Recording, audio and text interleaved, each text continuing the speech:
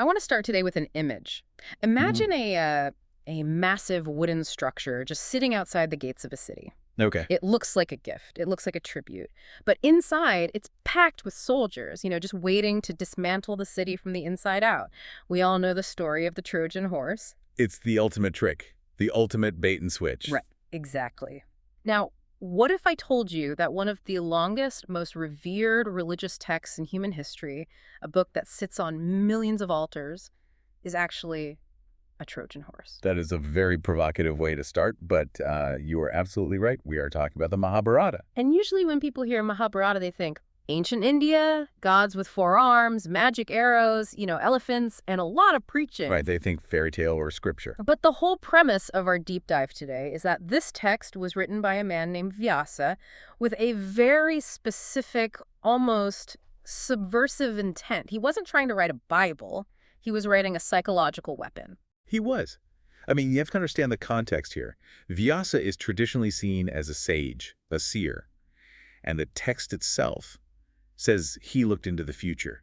He saw the age that was coming. Our age. Our age, what the Indian texts call the Kali Yuga. That's the age of iron, the age of quarrel. Essentially the age we are living in right now. And what did he see about us? About the people of the Kali Yuga?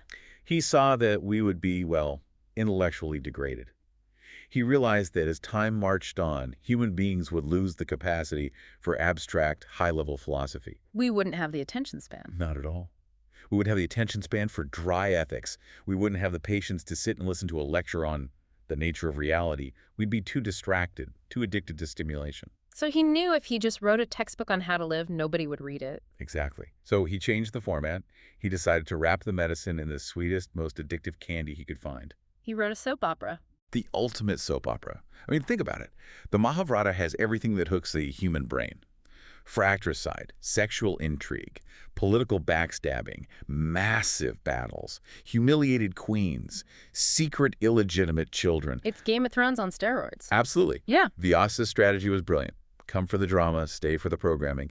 He knew that while you were watching the blood and the betrayal, you would unwittingly ingest these complex truths about human psychology and the nature of collapse. That is fascinating. It's like subliminal education. And here's the kicker. Mm-hmm. The text is often referred to as Jaya. That's its original title. Jaya. And that means? Jaya translates to victory. So you pick up this book thinking, great, I'm going to read a history of a great victory. But if you actually read it, all 1.8 million words of it, and you get to the end, Yeah. you realize that title is the darkest joke in literature. Because there is no victory. I mean, by the end of this book, everyone is dead, the great civilization is erased, the winners are left ruling over a graveyard, just weeping in the ashes. It is a history of total collapse, masked as a victory parade. Wow. That really sets the stakes for this deep dive. We are not here to chant mantras today. No. We are here to open up this manual and see what it tells us about why civilizations fall apart. And we have a lot to cover. We have the failure of leaders, the biology of the bloodlines, the psychology of envy, and the brutality of war. We're going to look at the machinery under the hood. No sugarcoating. Okay, so let's start with the author himself. You mentioned Vyasa. In most books, the author is, on the back cover. But in the Mahabharata, Vyasa is a character in the story. He is. And he's not just a bystander, which is what's so wild. He is the biological grandfather of the warring parties. Wait, hold on. The author is the grandfather of the main characters. Yes, he's the grandfather of the Pandavas, Yes. who we call the good guys, and the Kauravas, the bad guys. So what does that do to the story, having him in it? It puts him in this unique position. He represents what we might call witness consciousness. He's the narrator. He can see everything. He sees the bad decisions his grandchildren are making. He pops up occasionally to warn them. He says, don't do this. This will lead to ruin. Do they listen? Never. Not once. And he doesn't force them. He watches the structure fall apart, recording it dispassionately, even though it's breaking his heart. So that's a lesson right at the start. It is. Total objectivity is impossible because we are always related to the world we observe, but at the same time, you can't control the chaos. You can only witness the train wreck. Speaking of train wrecks, let's get into the lineage, because usually when we hear about these ancient epics, it's all about the blood of kings, The royal bloodline. the divine right to rule. The Kuru dynasty is supposed to be this pure, unbroken chain of greatness. That is the propaganda. But when you really look at the source material, the Kuru bloodline is a complete and utter fiction. It's a lie that everyone in the story just sort of agrees to believe. Okay, walk us through this, because looking at the notes, the biology gets very messy very fast. It's incredibly messy. So the story revolves around the throne of Hastinapur. Mm-hmm. The king, Vichitravirya, dies. He leaves behind 2 queens, but he has no children. Okay. He was either impotent or sick.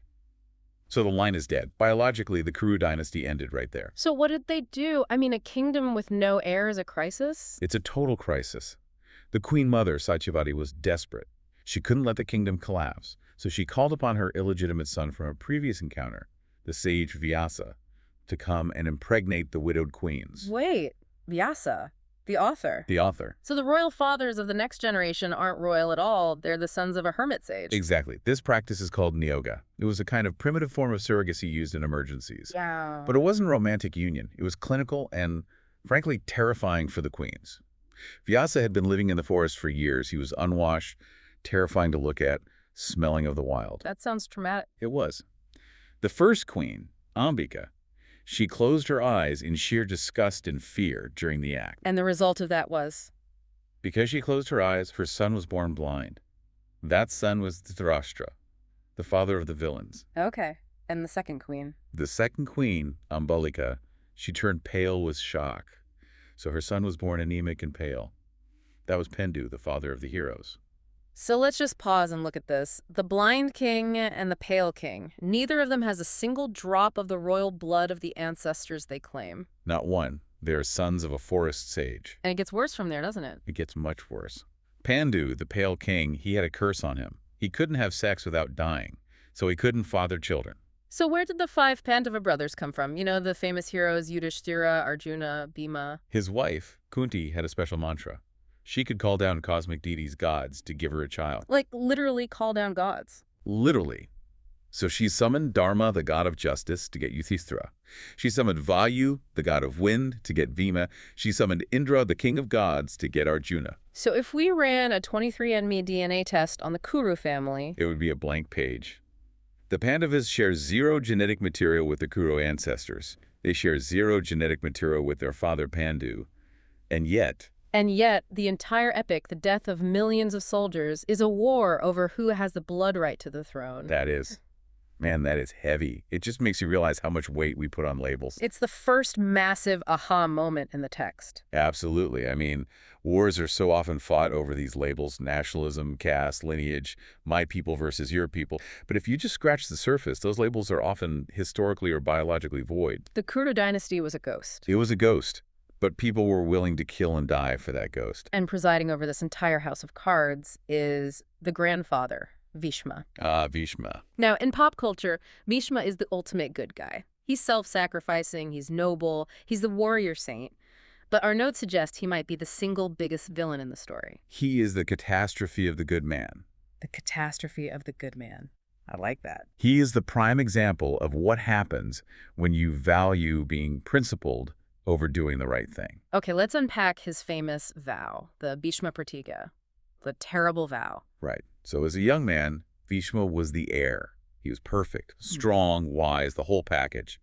But his father, the king, fell in love with the fisherwoman. Okay. The fisherwoman's father said, "I won't let my daughter marry you unless her son becomes king."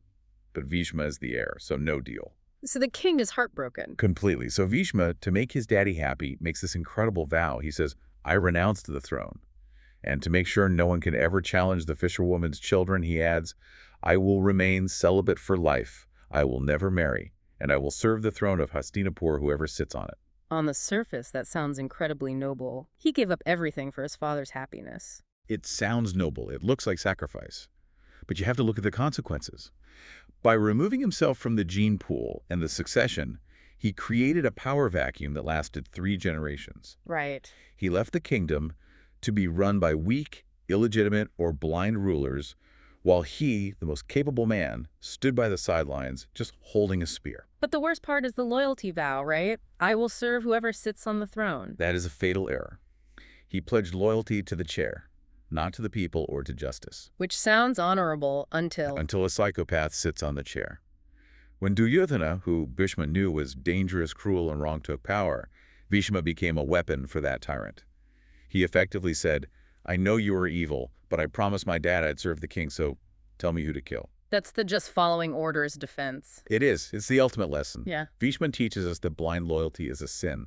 Tradition can become an obstacle to dharma, to righteousness. If your personal code of conduct, like I never break my word, prevents you from stopping a rape or a war, your code is immoral. So it's not moral rigidity we need. No. What you need in a complex world is moral agility. Well, let's move into the minds of the people Bhishma was protecting. I mean, the psychological profiles in this text are just startlingly modern. Let's start with Dhritarashtra, the blind king. We said he was born blind, but the text implies there's more to it. The physical blindness is a metaphor. Dhritarashtra represents the psychological state of attachment. He is the enabler. The enabler, we see this in addiction scenarios, we see this in bad management all the time. All the time. Dhritarashtra is the parent who knows his son is a bully but says, oh, he's just spirited. He's the CEO who has a high-performing executive who's toxic to the culture, harassing employees, breaking rules. But he brings in the numbers. Exactly. The CEO says, well, he brings in the numbers, or I have a soft spot for him. Dhritarashtra knew to do them was wrong. He heard all the warnings, but every single time Duryodhana did something terrible, Dhritarashtra rationalized it. Just one more chance. Just one more chance. And the practical lesson here is terrifying. Passive complicity is as destructive as active malice. Right. He never lifted a sword. Dhritarashtra never killed anyone with his own hands. He just sat on his throne and let it happen. But the war is laid at his feet. If you are a leader or a parent, I didn't do it, is not a defense if you had the power to stop it and you didn't. Then we have the son, Duryodhana, the villain. It's so easy to just label him evil. But what is his engine? What's really driving him? It's not just evil, it's envy. And it's a very specific kind of envy born from comparison. Ah. There is a pivotal scene that explains his entire psychology. The Pandavas build this magnificent palace in Indraprastha. It's full of optical illusions. The Hall of Illusions. I've heard of this. Right. Duryodhana visits. Now, he's the emperor of the world, basically. He has everything. Okay. But he walks into this hall. He sees a floor that looks like water, so he tucks up his robes to not get wet. But it's solid crystal. He feels foolish. Okay. Then he sees a pool of water that looks like a floor. He steps right in and falls. He gets soaked. And then comes the sound. The laughter. In some versions, it's Draupadi laughing. In others, it's the maids. But he hears laughter. And in that one moment, he feels small. And that's it. That's the spark. That's the spark that burns the world. He goes back to his capital and he tells his father, I am burning. He physically gets sick. He says, I cannot eat, I cannot sleep, because they have that hall and I don't. He has armies, gold, a kingdom, but because his cousin has a shiny floor, he wants to destroy everything. That is the insight. Envy is an infinite game that you cannot win.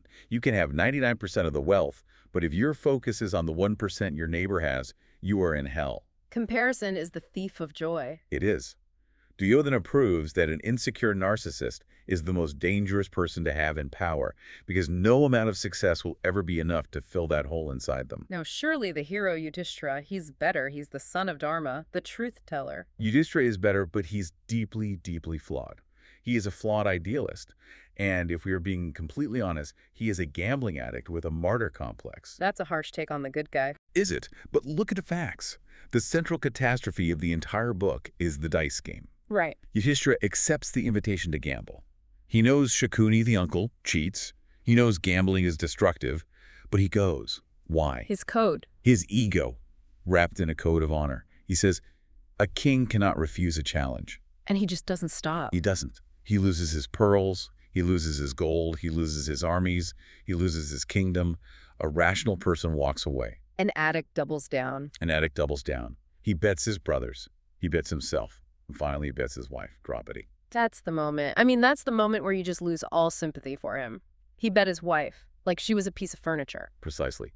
It reveals a deep patriarchal rot in his so-called righteousness. He believed he owned his family, and his goodness, his refusal to get angry, his refusal to flip the table and say, this is rigged, is what allowed the atrocity to happen. So his pacifism becomes a form of violence. It is. Pacifism in the face of evil isn't virtue. It's cowardice or complicity. Let's talk about Karna, because I know listeners love Karna. He's the underdog, abandoned at birth, raised by charioteers, fighting against the caste system. He feels like a modern meritocrat. We love the Karna archetype, the tragic hero. the man who pulled himself up by his bootstraps. And he was generous. He would give away gold to anyone who asked.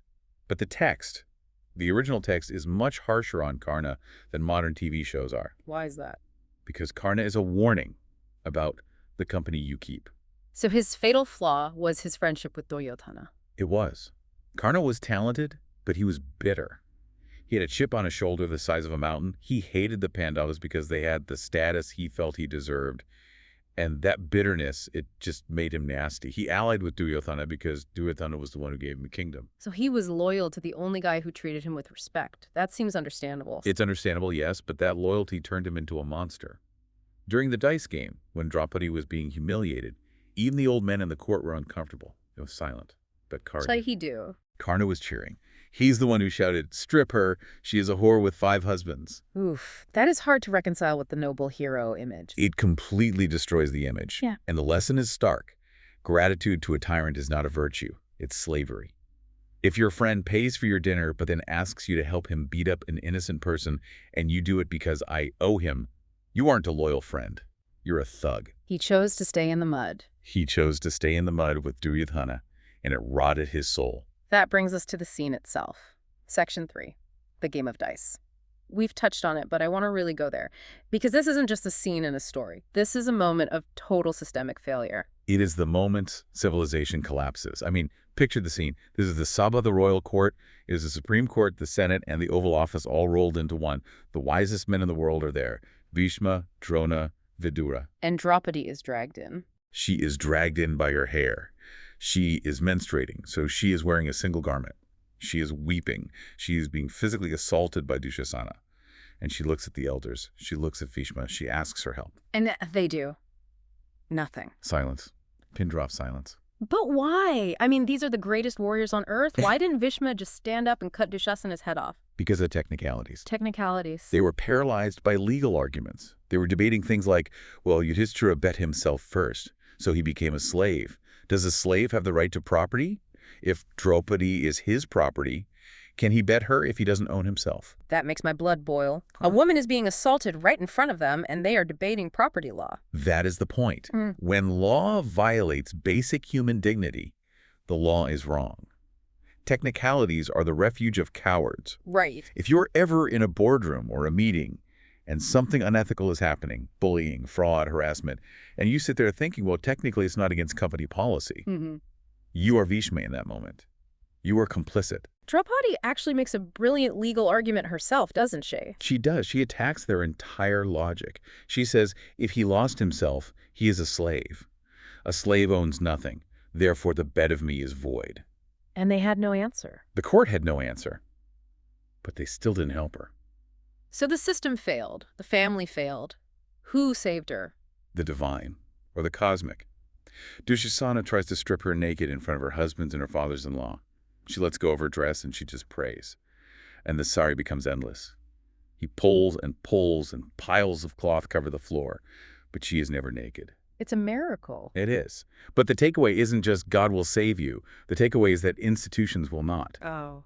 Civilization is a very, very thin veneer. It takes one bad day, one gambling addiction, and one room full of silent men for society to revert to absolute barbarism. The Mahabharata warns us, do not rely on the system to have a conscience. Systems don't have consciences, people do. And when the people go silent, the system eats you alive. And Draupadi changes after this, right? She's not just a queen anymore. No. She becomes the catalyst of the war. She unties her hair and vows, I will not tie this hair again until I wash it in the blood of Dushasana. She refuses to be a victim. She holds that rage for 13 years. She is the one who constantly reminds her husbands, do not forgive them, fight. It really counters the idea that forgiveness is always the right and virtuous path. Exactly. Sometimes anger is the appropriate moral response. Forgiveness without justice is just enabling weakness. So we have this setup. The world is broken. War is inevitable. The armies gather at Kurukshetra, millions of soldiers. And right before the first arrow flies, the greatest warrior of the good side, Arjuna, has a meltdown. He has a full-blown panic attack. And this is where we get the Bhagavad Gita. Now, people usually treat the Gita as this holy book you keep on a shelf wrapped in silk, but in the context of the story, it's a crisis management session. It is exactly that. Arjuna is standing in the middle of the battlefield. The drums are beating, the testosterone is high, and he looks across the lines and he sees his grandfather Bhishma, he sees his teacher Drona, he sees his cousins, and he just crumbles. He just breaks. He drops his bow. He starts shaking. He says, "Krishna, I can't do this. I'd rather be a beggar than kill my family." It's performance anxiety and a moral crisis all at once. And Krishna, who is driving his chariot, he doesn't start by, chanting mantras. No, he basically slaps him into reality. He acts as a high-performance psychologist. He gives Arjuna 3 tools to get out of this state of paralysis. And these are tools anyone can use in high-stress work or life situations. Okay, let's break them down. Tool number 1. The illusion of agency. Krishna basically tells him, get over yourself. Okay. Arjuna thinks, I am the killer. I am the one ending these lives. The sin is on me, and the weight of that responsibility is crushing him. Hey, what does Krishna say? He says, look at time. These men are already dying. They are mortal. Time will eat them whether you shoot an arrow or not. I, as the cosmic force, have already decided their end. You are just the instrument. You're the pen, not the writer. That sounds a bit fatalistic. It's all destined. It can sound that way, but it's actually liberating. In a high-stakes situation, the stress comes from the ego thinking, I control the outcome. And Krishna is saying you don't. You don't. You only control your action. Detach from the result. That's the key. Which leads to the second tool, swadharma. Right. Stay in your lane. Arjuna starts trying to argue for the perspective of a monk. Oh, nonviolence is the highest good. Krishna says, yes, for a monk. But you are a warrior. You are a surgeon of society. If a surgeon says, I can't cut this patient, it will hurt him, the patient dies of cancer. Your duty, your dharma, is to cut out the tumor. So do the job you're meant to do, even if it's unpleasant. Exactly. Better to do your own duty poorly than another's duty perfectly. And the third one, nishkama karma. Action without desire. This is the hardest one. It means do the work with 100% focus, but have 0% attachment to the outcome. Explain that. Because in business, in life, we are always taught to be goal-oriented. Eyes on the prize. And that is precisely why we are so anxious. Yeah. If you are obsessing about the prize, winning the war, getting the bonus, your mind is in the future. You are either fantasizing about the win or you're terrified of the loss. You are not here. You're not present. You're not present, Krishna says. Yeah. If you want to be an elite performer, you must be in the present. You shoot the arrow because it is the right thing to do in this moment, not because you want the kingdom later. It's the flow state. Athletes know this. When you are in the zone, you aren't looking at the scoreboard. You are just playing the game. Now, Krishna talks a big game about high philosophy in the Gita, but once the war actually starts, let's be real, the uncensored Krishna is a ruthless pragmatist. Yeah. He advises the Pandavas to do some pretty shady stuff. Shady, is putting it mildly. He advises them to cheat. Repeatedly. Give us some examples. Okay. He tells Arjuna to kill Bhishma while Bhishma is unarmed. He tells him to shoot Karna while Karna is on the ground, fixing his chariot wheel, which is a huge violation of every code of war. A war crime, basically. Basically. He advises Yudhishthira to tell a lie or a half-truth to distract Drona so they can kill him. Hold on. This is God telling them to break moral rules. How do people justify that? It sounds like the villain's logic. The ends justify the means. This is the most controversial part of the entire epic, and it's a huge point of debate. The logic is this. The Kauravas represent a systemic threat to the planet. If they win, Dharma righteousness order is extinguished. They have already broken all the rules of the dice game. Right. They went there first. They went there first. If you play by the rules against an enemy who breaks them, you lose. And if you lose, the world burns. So to save the village, you have to burn the rule book. Yes. But, and this is a huge, but Krishna emphasizes that you can only do this if you have no personal selfish desire. Oh, okay. If you cheat to steal $10, you are a criminal. Yeah. If you cheat to stop a terrorist from detonating a nuke, you are a savior. The act is the same. The consciousness is different. It's dangerous advice, but it's the reality of survival in a hostile world. Let's look at the strategy of survival then. Section 5. The text gives us some incredible characters who are playing 4D chess while everyone else is just hitting each other with clubs. Yes. Let's start with Vidura, the wise uncle. Vidura is the smartest man in the room with the least amount of power. He gives us the Vidura Niti, his policy, It's basically a corporate survival guide. He breaks down how to deal with different types of enemies. What's his taxonomy? He says, for a reckless enemy like Duryodhana, you wait. They are self-destructive. Don't interrupt them while they're making a mistake. Just get out of the blast radius. Okay. For a wise enemy like Yudhishthira, you negotiate. You find common ground. And for a hidden enemy like Shakuni, you must drag them into the light. You have to expose them. He also has advice on dealing with bad bosses, right? I mean, Dhrashtra was a terrible boss to him. The worst. His advice is, don't give advice to a fool who hasn't asked. It just breeds resentment. And if you must advise a stubborn leader, wrap the truth in a story. Don't be direct. Ultimately, Vidura leaves. Before the war starts, he resigns. He realizes that loyalty to a sinking ship is suicide. Sometimes, the smartest strategic move you can make is to quit. Then there's Kunti, the mother. We usually think of mothers in these stories as, weeping, sentimental figures. Kunti is, well, she's scary. Kunti is a strategic matriarch. She is harder than steel. You have to contrast her with Gandhari, the villain's mother. Gandhari blindfolded herself to share her husband's pain. Right. It was a dramatic, performative gesture. But it made her useless. She couldn't see her sons turning into monsters. And Kunti? Kunti kept her eyes wide open. When her sons were exiled, she refused to go with them. She stayed in the enemy's palace. Why would she do that? To be a living guilt trip. Every single day, Duryodhana had to look at his aunt and remember what he did. She gathered intelligence. And when Yudhishthira was wavering, thinking about a peace treaty, she sent him a message that just chills my bones. She said, the time for which a Kshatriya woman gives birth has arrived. Do not fail. Wow, go kill them. Go to war. She valued justice over the physical safety of her own sons. And look at how she handled Karna. She knew Karna was her illegitimate son. She kept it a secret for decades. Then, right before the war, she goes to him. She reveals the truth. To save him. To neutralize him. She tries to get him to switch sides. When he refuses, she extracts a promise. She says, okay, fight, but promise me you won't kill my other 4 sons. Only fight Arjuna. That is a masterclass in hedging your bets. She ensured that no matter who died, Arjuna or Karna, she would still have 5 sons alive. She played the numbers. It's cold, but it secured the dynasty. Another strategic concept that blew my mind is the Shalya effect. This is so crucial for anyone in a partnership, in business, or life. Shalya was a warrior who was tricked into fighting for the bad guys. But Yudhishthira made a secret deal with him. He said, fine, fight for them. Be Karna's charioteer, but I want you to demoralize him. How does that even work? It's called Tejomavada, killing the spirit. Imagine you are a fighter pilot. You are elite.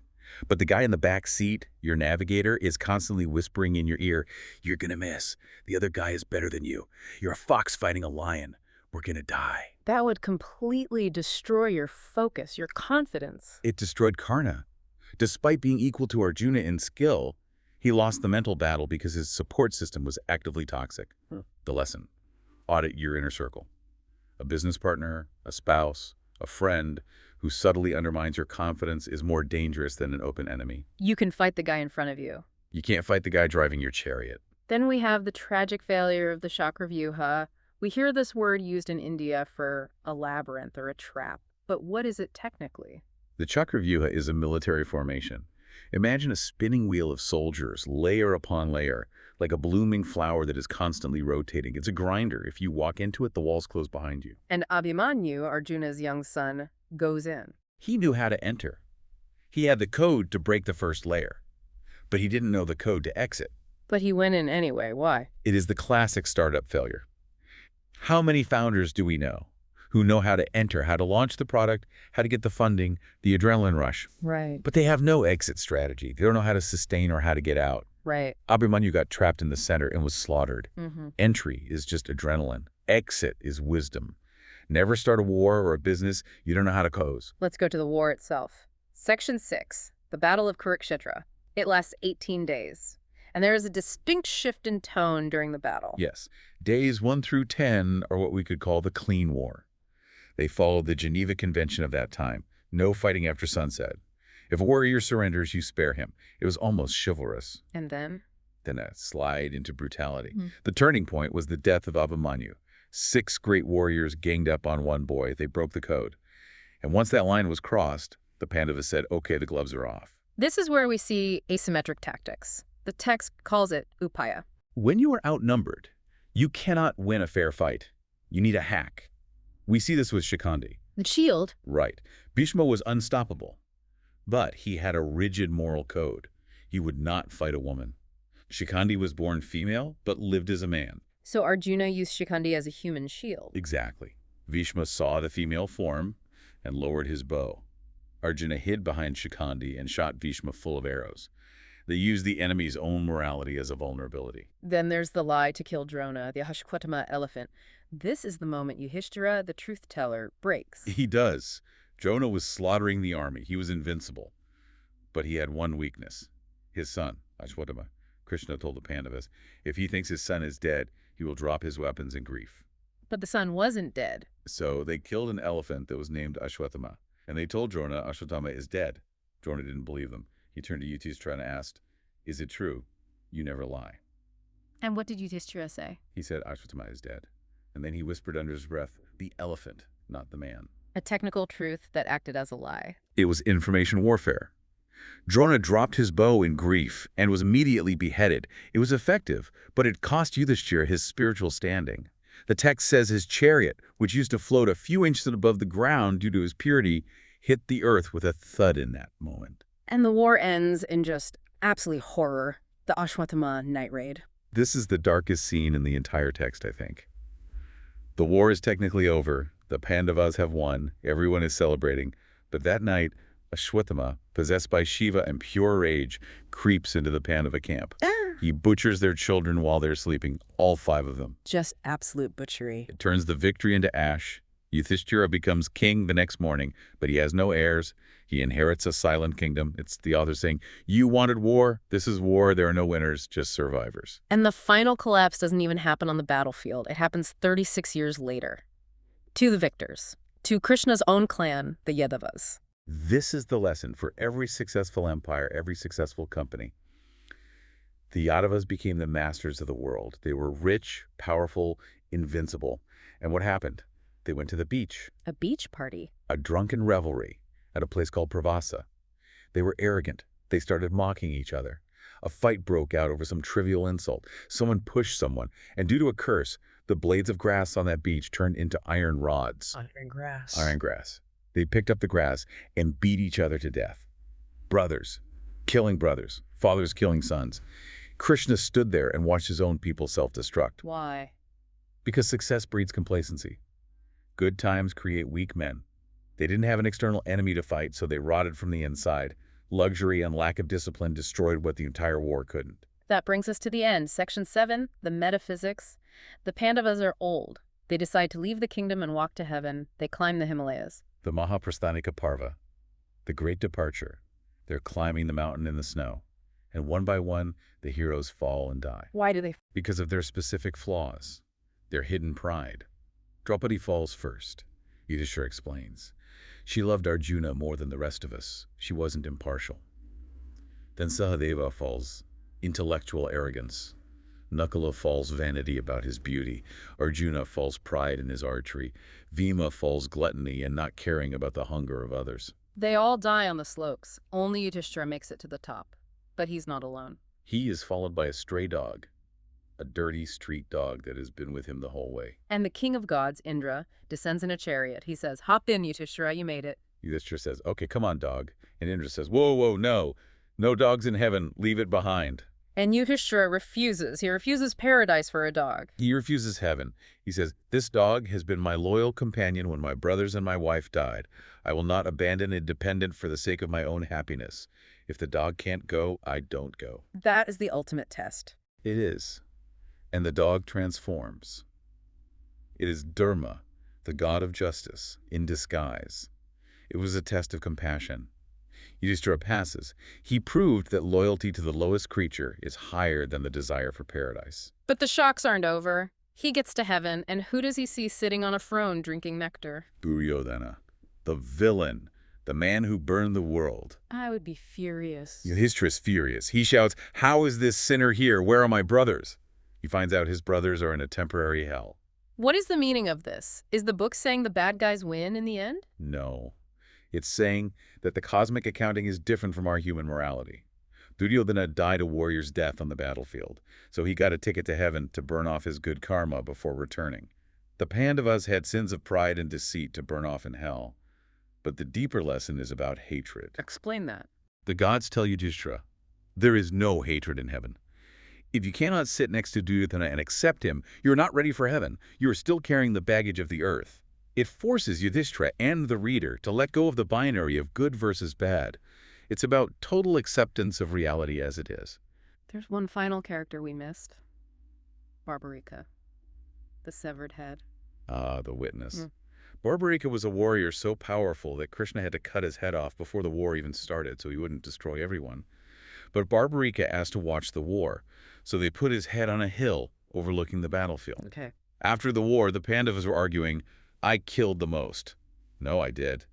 They asked Barbarika, who really won the war? And what did the head say? He said, I saw no men fighting. I only saw two things.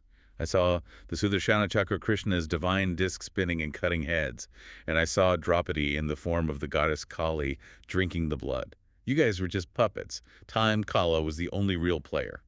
That is the ultimate humbling note to end on.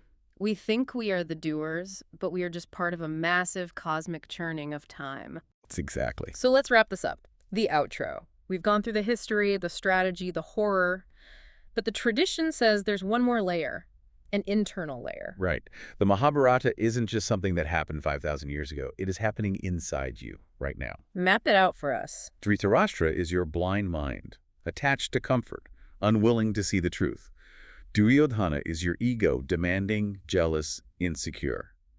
The Kauravas, all 100 of them, are your neurotic tendencies, your fears, your bad habits. And the Pandavas? They are your higher virtues, truth, compassion, discipline. But notice the ratio, 100 bad habits against 5 virtues. And the ego controls the kingdom. The ego controls the kingdom, which is the body. The virtues are usually in exile, hiding in the force of your subconscious. So the book is a call to arms. It is a manual for the internal civil war. Krishna is the inner witness, that quiet voice of intuition. He is telling you, wake up, fight, take back the kingdom. And sometimes that means killing your darlings. Just like Arjuna had to kill Bhishma, his beloved grandfather. You have to kill the parts of yourself that you love but that are holding you back. Your comfort zone, your excuses, even your good traditions if they no longer serve the truth. It's a battle. It is the only battle that really matters. I want to end with that quote from the end of the book. It gives me chills every time. Vyasa's promise. Whatever is here in this book is found elsewhere. But what is not here is found nowhere else. It encompasses everything. Everything. Wow, I feel like I've just lived through a lifetime. That was the Mahabharata, not a fairy tale, but a mirror. A manual for survival. Thanks for deep diving with us. This was a big one. Stay curious.